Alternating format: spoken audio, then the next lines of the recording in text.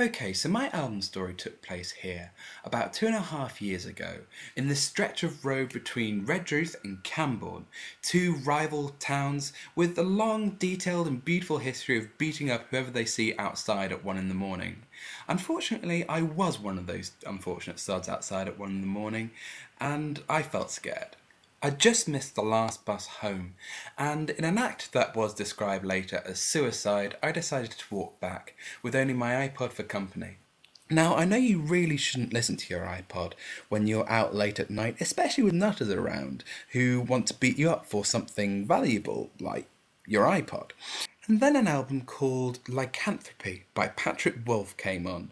And I don't really want to talk that much about the album itself because it would feel like spoiling some great beautiful film or book or something.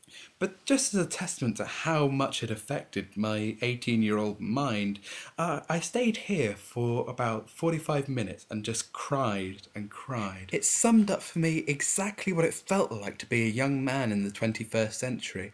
It was contrary, it was conflicted, it was grotesque, it was schizoid, it was a brilliant, beautiful mess. I was reminded of a quote in Catcher in the Rye, where Holden says, "What really knocks me out is a book that when you're all done reading it, you wish the author that wrote it was a terrific friend of yours and you could call him up on the phone whenever you felt like it."